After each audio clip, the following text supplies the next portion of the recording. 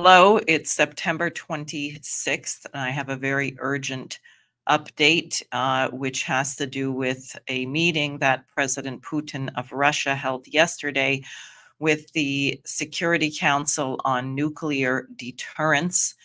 Everyone should know about this. This is why you should be in the streets on Saturday, whether it's in Kingston, New York, at the rally with Scott Ritter and Max Blumenthal and Anya Parampil, or if it is in Washington, D.C. at Rage Against the War Machine.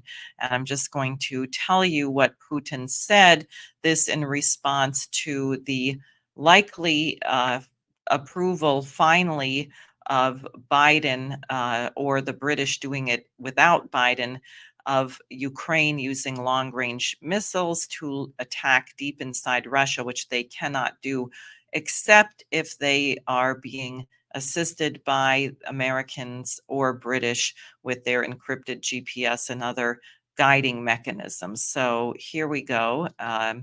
This is the meeting that President Putin held with his Security Council on Nuclear Deterrence.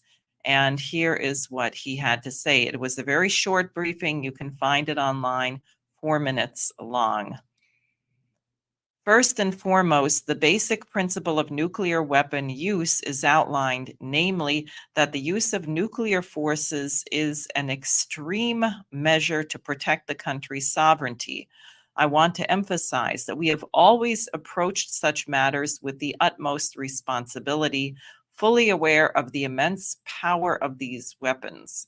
We have strived to strengthen the international legal framework for global stability to prevent the spread of nuclear weapons and their components.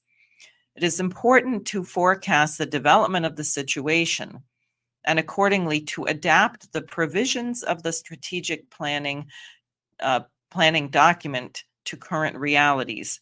Over the past year, specialists from the Ministry of Defense, the Ministry of Foreign Affairs, the Security Council apparatus, and other agencies have conducted a deep and comprehensive analysis, evaluating the need to adjust our approaches to the potential use of nuclear forces.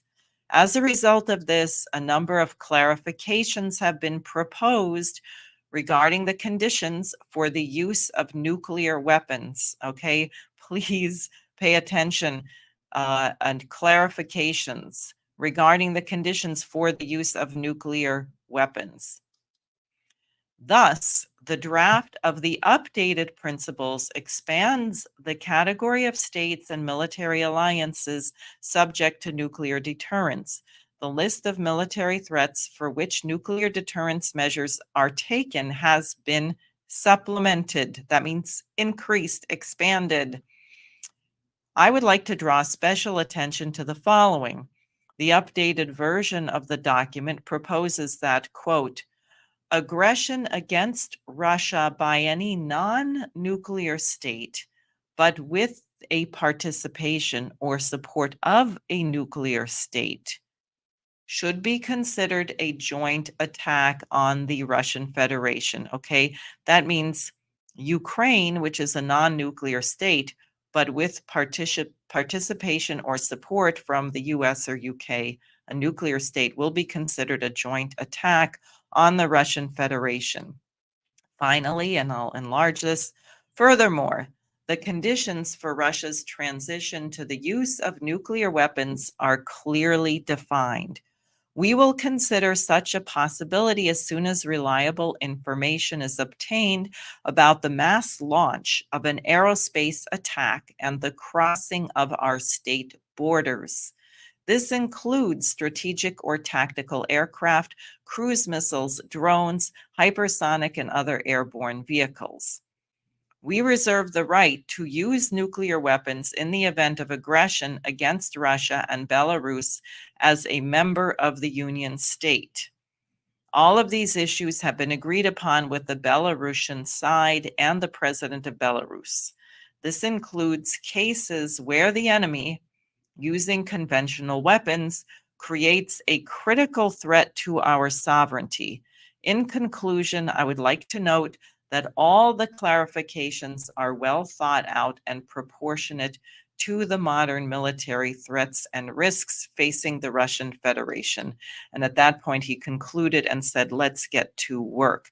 Now, I know Tony Blinken and the British Foreign Minister Lammy think that Putin is merely bluffing, but I would like to remind our listeners that Putin gave a similar address, very publicly done with English subtitles, when he announced that Russia was beginning the special military operation. He is not bluffing. Therefore, Americans need to be in the street, and I would encourage you to join me and Jose Vega in Washington, D.C. this Saturday at the Rage Against the War Machine rally. It starts at 12 noon. You can see it's the Washington Monument, or join our campaigns, which will be in Kingston, New York, with Scott Ritter, Anya Parampil, Max Blumenthal, and Judge Napolitano. There is an anti-nuclear war rally in Kingston, New York, where Scott Ritter has said the idea is to hold candidates accountable, that they will not get your vote unless they take a stand against nuclear war. So thank you for listening. The time is short. Americans have to take action to prevent this